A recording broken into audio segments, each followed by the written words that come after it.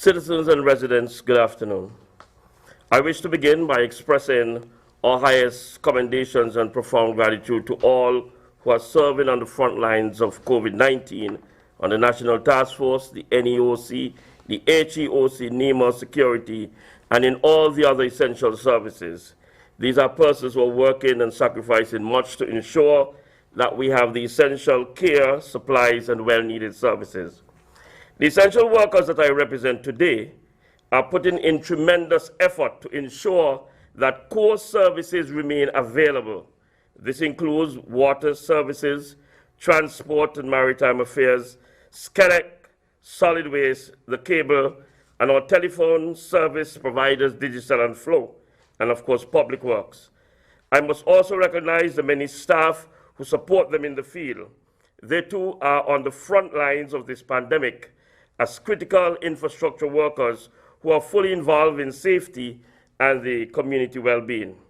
While many are being told to stay at home, these workers have a responsibility during the challenges posed by this pandemic to continue their operations, potentially putting their own lives in danger. Some of these people work behind the scenes without the public even realizing how essential they are to keeping our society functioning. Our partners are out in the field ensuring a continued supply of electricity services, and others are maintaining and restoring telephone and internet services.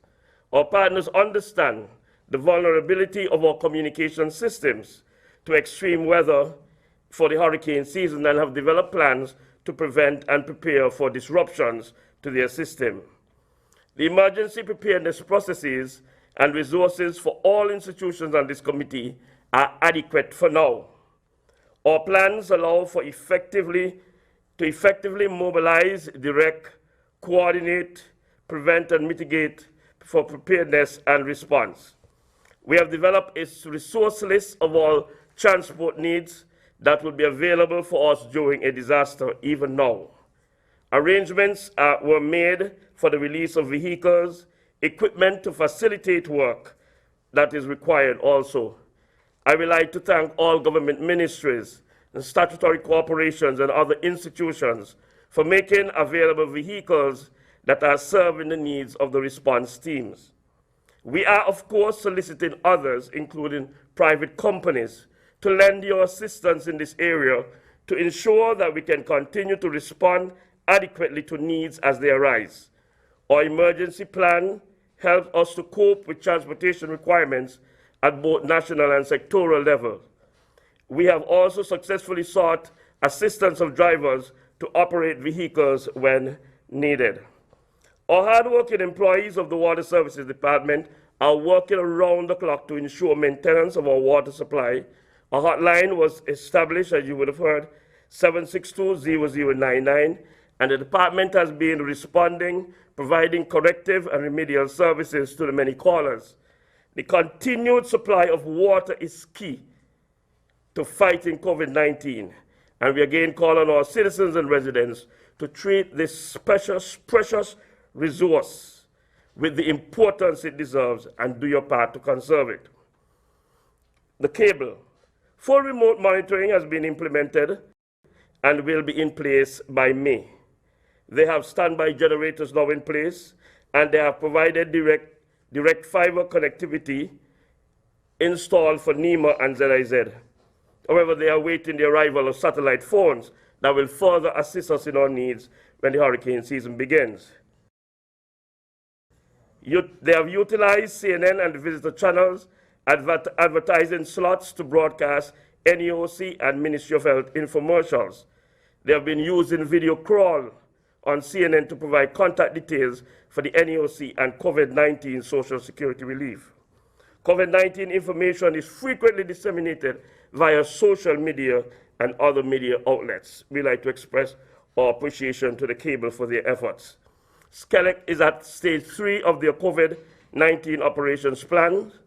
Operators are working to man the power plant on a 24-hour basis, and they're working to ensure that the engines are in good running conditions. They have engineers and mechanics who work daily in small rotating teams to tend to any maintenance that is required. Emergency crew and dispatch are on duty from 6 a.m. to 12 p.m. And for emergency, you may call 465-2013 or 600 for assistance. To date, Skelet has ably responded to several situations, including a burnt pole in the Deptford area and a faulty transformer in Sir Gillies. Skelet management continues to meet to establish a high level of readiness for the hurricane season. Public Works have also been doing their part. The senior management of Public Works Department has begun to review their plans for hurricane preparedness for the 2020 season. Public Works has started the inspection of and the clearing of guts and storm drains, including in the vicinity of our bridges and culverts. Special mention must be made of the recent construction of the Wash Gut Bridge. We are also undertaking channelization work at College Street Gut using Ballion baskets. We continue to ensure that our pieces of heavy equipment are available and serviceable. The Public Works Department is providing critical support to COVID-19 Task Force and the NEOC. Our Vehicle Maintenance Division, Facilities Maintenance Division, and Roads Division are among those that have been assisting. Digicel has not been left out. Digicel's Disaster Preparedness Committee was activated since early February 19, and their Crisis Management Committee was activated in March 1st. Their broadband customers are receiving internet upgrades of basic package, and TV customers are receiving will receive MoviePack from April 1st. Digicel is aggressively monitoring their networks for any voice or data congestion, and they are seeking additional temporary spectrum to ensure seamless continued connectivity. Solid Waste has also been very active, and we are certainly appreciative of their efforts. They continue to work on the completion of the hurricane plans for this year, and in my next briefing, I will bring you a more detailed position with the solid waste. However, they have implemented a schedule to ensure the continued collection of household garbage, and we are indeed grateful for that. I want to report on one final area, and that has to do with a meeting that was held today by the Minister with responsibility for transport, the Honorable Ian Patches Liberd. He convened a special meeting of the Traffic Safety and Public Service Drivers Board, and that meeting lasted some 2.5 hours. It was very engaging. We had previously met with quite a number of members and representatives of the bus associations, both in St. Kitts and Nevis, and discussions have been very fruitful. In the new arrangement, under the new regulations, there has been adjustments, and I believe the police will speak to that. However, in these 2.5 meetings, we were able to address several concerns of both our taxi drivers and our bus operators. In attendance were also senior government officials in tourism, national security, police, and even members of the medical profession, the National Task Force for COVID, and NEMO. The leaders of the bus associations here in St. Kitts, West Line, East Line, Liamiga Association, the St. Peter's Association, and the Nevis Bus Association were very present, as we sought to be very engaging and inclusive in this meeting. A number of recommendations were made, which will be considered by the Honorable Minister in his submission to Cabinet. However, the bus drivers and taxi drivers collectively have given their commitment to the arrangements that are in place, which will be outlined by the police. They have given their commitment to ensure their own welfare and that of their families, as well as the welfare and health of the passengers who they will take from place to place.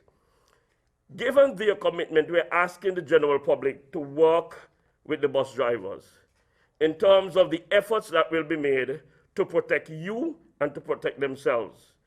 These efforts seek not to be punitive, but to assist us in the overall fight against COVID. When these new regulations are being implemented by the bus drivers, we are asking the general public to support the effort as far as possible and to seek to make things easier for the bus drivers in implementing the new regulations.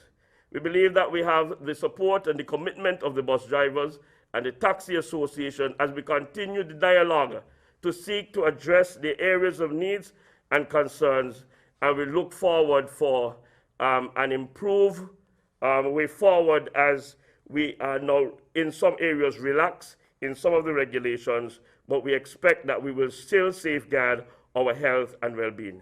Thank you.